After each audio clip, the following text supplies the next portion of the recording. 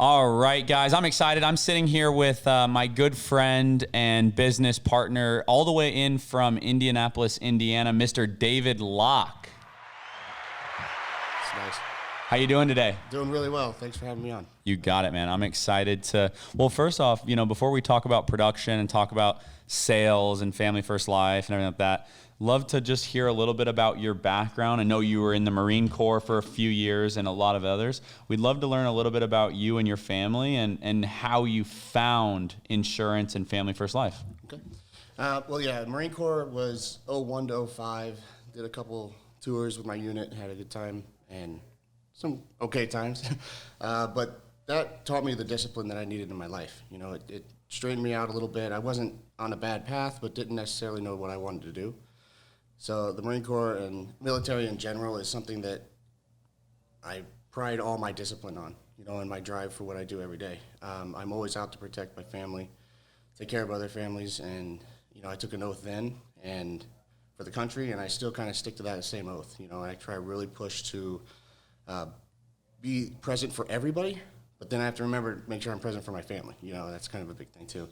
But after the Marine Corps, I became a chef. I went to Johnson & Wales down in Rhode Island, worked in Boston for many years, and had a blast, in restaurants. But then it turned into, I wanted to have a little bit more of a life, like with the family, have a family, and that's a lifestyle that you're in or out kind of thing, After that, I kind of dabbled around. I wasn't sure what I wanted to do. I kind of getting a little tracked into one thing and then find something that looked a little better. But always, every time I went somewhere else, I made sure it was a step up. So I was either increasing in my financial situation as well as positional situation, start leadership, start learning more of that. So I was a chef in Boston for a long time, like 12 years. It was pretty awesome, but dabbling around too, kitchen manager stuff, things of that sort. Okay. And then I started thinking I wanted to do sales because I knew sales was something that was going to be something I could do for the rest of my life. But totally different than cooking and being in the big city, right? Exactly. The cooking too it made me feel like I was back in the Corps again about the rush, because we get a bunch of people come in at the same time, and then you got to work through a whole bunch of dupes and get everything done. People that are chefs out there right now, they know when you get flat sat, it's the same thing as fog of war when you're in the military. It's like, oh, God, what am I going to do? Like, I got 30 things to do. Man. But it was great. It taught me a lot of things. I ran a private chef business for a while, started that, and then the recession things, and it was like, well, that wasn't quite it. Then became a kitchen manager, worked in convenience stores, worked in grocery stores, different things of that sort. Then the sales thing, and I found a position as a laundry chemical sales. So I would travel different parts of the U.S. I had a good time doing that. Learned a ton about sales, like how to basically, instead of calling like we do, I had to walk and knock on a door at a dry cleaner or a big linen plant. I had to go find the buyer, find the person that signed the line. Exactly. Okay. And that was very naked. I'm out there, you have no idea who you need to talk to. And you got to go find who needs soap, basically, right. In a commercial level. And then roundabout from that, I found Family First Life, or I found the insurance industry. So all of last year, I was with a different captive agency. Okay. And learned a lot, but also learned that this isn't the sales type that I need, or the position that I need to advance my career. So you got your insurance license about a year ago now? Yeah. Okay. Like 2020. David, have you always been like kind of an entrepreneur, like work for yourself, or have you always been more of an employee, or have you always had aspirations of kind of being like, what does that look like for you? Well, I've always worked for someone else. I was always W-2. I was never independent 1099, but I always had the desire to do it because I knew that's where I could further my life and my career. I understand how building a foundation of an organization or a company can come into play, and then you run it, kind of thing, and then you get to a position in that, and it creates the leadership. I've always been a leader my entire life, and I don't say that with poor pride. I say that with I can take people to the next level sometimes. So. Yeah. One thing I know about you, David, and as true as I know that I'm sitting here right now, is that you love people. Like, you love people, whether it's a lady crossing the street or your client you sat with for 2 hours. You wrote on a blackboard the other day, you wrote our clients. Don't treat your clients like dollar signs. Don't treat your clients like dollar signs. And then started talking about how that's someone's grandma and grandpa, yes, and that's someone's mom or dad or aunt or uncle or, whatever. and you know, the slogan that I've seen you post a lot over the last little bit. You mind sharing that with us? Well, the protect and provide. So just before I was going into the Marine Corps, my grandmother was passing, okay? And she always told me that, you know, you need to take care of your family. You need to be there for everybody and take care of people around you. My mother was an ordained minister, so I grew up my whole life a God-fearing man. I love people. I do. I absolutely, genuinely want everybody to do better than I do every day. And I pour into them to do that. Protect and provide for me is both for my family as well as every family out there, you know, and all of my agents and all of their families. Every day I'm going to walk in the door at home and I will protect my little girls from falling down or making a bad decision. And my wife, I will always be lifting her up. That's protecting her situation in life too and feeling good. And my providing part is you got to go to work. You know, you got to get out there and you provide financially.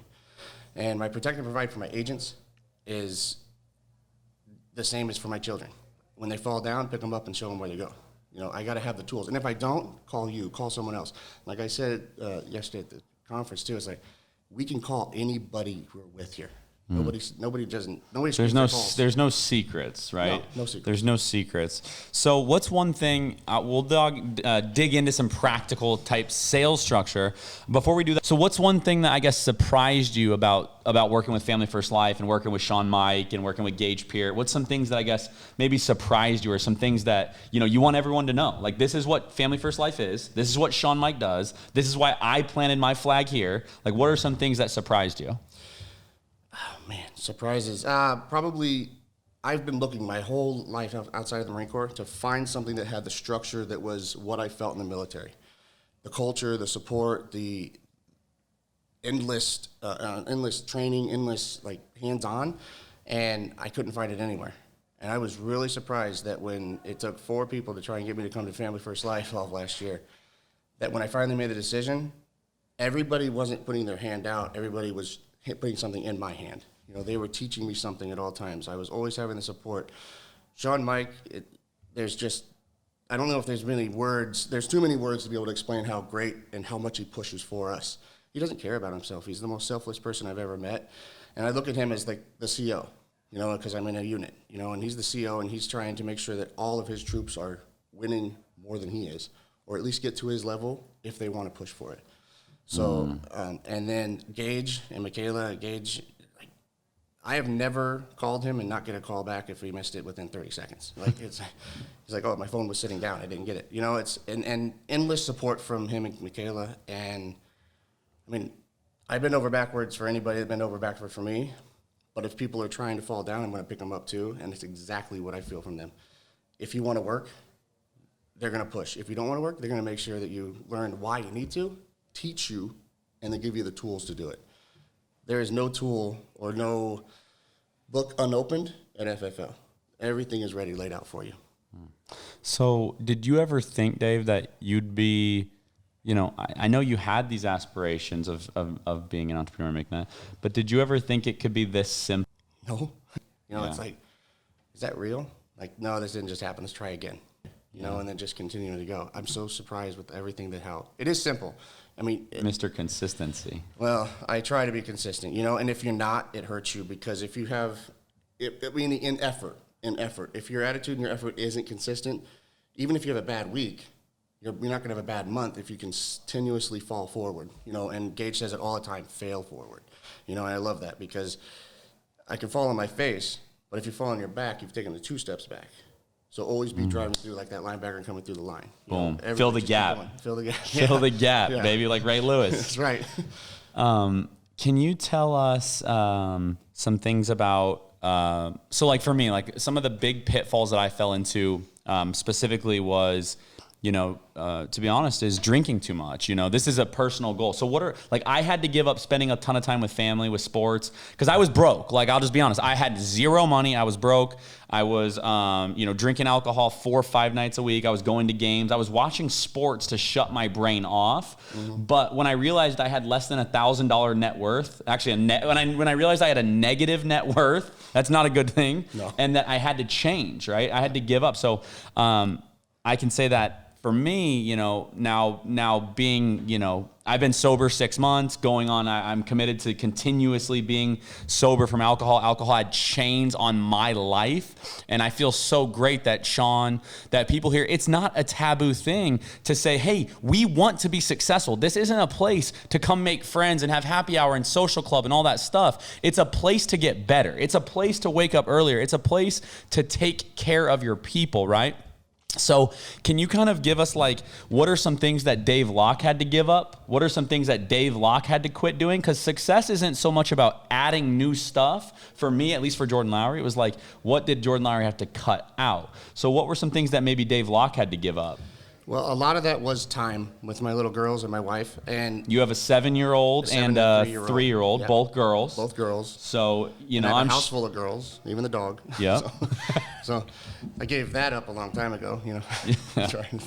But giving up time with them was one of the bigger sacrifices, and I'm honestly saying that if I didn't have my wife, for every support that I have at home, doesn't matter if it's me trying to cut down on that, couple extra drinks during the week and just, work, or I can't go grilling, go out on the back deck and grill for dinners. I'm giving up dinners. I'm giving up time at home with my girls and my family. But sacrifice. But that sacrifice is, I'm telling you, it really, the stronghold is my wife, because she pushes me to be better every single day. And then when I'm not doing it, we have a full gym set up in the basement. Dave, why you have a belly? She doesn't say that to me, but it's the same thing. It's you said you wanted to do this. For me, it was giving up the opportunity to run my own life and allowing someone else to help me. So when I broke the chains of just saying, I can do this, I don't need you, Megan. Saying, hey, I actually need you to tell me what to do sometimes, because I'm going to go too hard at pushing at one thing. But you're going to see, and she sees me and where the goal is going to be, and she sees everything that we're doing. But she also is very, very structured, which is awesome. And she actually can give me the bullet points to follow. So the roadmap is laid out at Family First Life. Yeah. We're there. That's easy. But the roadmap at home and the roadmap of what I got to sacrifice was believing I knew all the answers. And, asking for help. And that's the cool part is people will give you the playbook. They will shoot you straight here. I want to kind of wrap up with a few things, right? So not necessarily as much about selling insurance, but maybe who are some people that you're looking to partner with or looking for? Because everyone has different goals and dreams and things like that. At the end of the day, you're going to be judged by the amount of things you give up, right? You give up your story. You'll only have your first 3 months, or if you're watching this right now, okay, and you have less than $10,000 in your name or your account, you have to realize that you're going to be judged when you die by the lives that you impact and the amount of things you give up. Because sacrifice is everything. Giving back money, tithing, giving back time, sacrifice and giving back is what we're on this earth to do, right? So, what type of people are you looking for to partner with? Who are you looking to team up with? And why should they partner with Family First Life? Why should they choose us? How can we help them? First, real quick on that with the sacrifice for me, that's again along with protect and provide. If you want to protect the people that you're genuinely sitting down with and then also genuinely breaking bread with, you need to be able to provide for them emotionally, physically, and spiritually. And that's the same thing for when I go into a home. I walk in there, I say every time, I'm going to protect you today so you can provide for your family when you die in the future. And I sit and I wait. That's my opening sentence every time. And it builds that. So for me, the people I want on my team is every single person that can actually get up out of bed and say, I had a bad day yesterday, but guess what? Today's going to be a better day. Every one of us has that situation. We don't want to crawl out of bed. I'm not saying you can't party, can't have fun, can't do whatever, can't, live your life. But if you want to go to the next level, you need to step up. Yeah. You need to be ready to go. You need to get out of bed, brush off the day before, and move forward. But it's really also, I want people that are actually sensitive and care about other people. Not about just the money. Stop looking at your bank account. Yeah. Serve. You got to look at it because you got to pay the bills, but yes, serve. Give everything you can. Because the more we give, it's just like Dave Witcher. I mean, look at the man. He gives up everything every single day. Everything. Look at Sean Mike. He might have things on what you look at, but again, he always boasts and loves the fact I'm wearing a T-shirt and shorts. Guys, I'm normal. I'm one of you. Yeah. I just work harder than everybody else. You believe anyone can do this? I believe anyone can do this if they want to better their professional and personal lives. If they want to sit back and watch somebody else do it, or they want to sit back and watch somebody else hand them something, they're not going to make it in this. They won't, because Family First Life is built on people that have the ability to lead themselves before they lead others. Yeah. Dude, I know you're going to build an amazing team, but more importantly about the big team or that, like the people that are going to be in it, that's what's even more important, you know, the people you get to build with. Because like Drake said, you know, we got a really big team. We need some really big rings, you know. That's right. We have great people, but it starts and stems with you, right? It's not just like, and it starts with Sean Mike. It does start with Sean Mike and Dom and all the integrity partners. And if someone wants to work with you, Dave, how would they get a hold of you, and what would you have them do? Yeah, well, the biggest thing for me is I want a call or a text. You know, I want people to come to me directly, so I want people to be direct about it. My phone number is 317-650-1717, an Indianapolis number. And remember that anybody out there, just because you don't live in Indiana doesn't mean you can't do Family First Life. There are people all over the country, you know, and don't worry about the area code, you know, and if you want to work with me, I would like you to directly contact me. Phone, text, or call, and I'll answer the phone every time. Doesn't matter the time of day. Yeah. I know that you have helped me be able to relate better to my team, not just from working together, you know, for a long time, but actually a short period of time, spending a little bit of time with you, you know, knowing what's important to you that's the main thing that I take away from everyone is you really you dig into the people you're working with. Like, what do they actually want? And I can tell you, if you want to level up your life, you can do it with a simple insurance license, guys. Dave said, I heard him yesterday, he said, you can get licensed in 14 days and be paid in under 1 month. So if you were going to say one person, like you're saying this, you're looking at yourself, but 5 years ago, okay, you're a chef, maybe you're doing something different. Like, look back, hindsight's 2020, right? 5 years ago, if you were in your shoes 5 years ago, what's one piece of advice you'd give yourself? And let's end it with that. About being an entrepreneur, about making money, about being self-employed, about not having a boss. I want to hear what's on Dave's heart. Stop thinking about it and actually do it. I mean, you know, you have to take the first step, okay? And I look back at myself, and I was, you know, doing the laundry chemical sales, doing other things, and it's like, you're traveling a lot. You don't want to be in Canada. You want to be, you know, back home and working hard.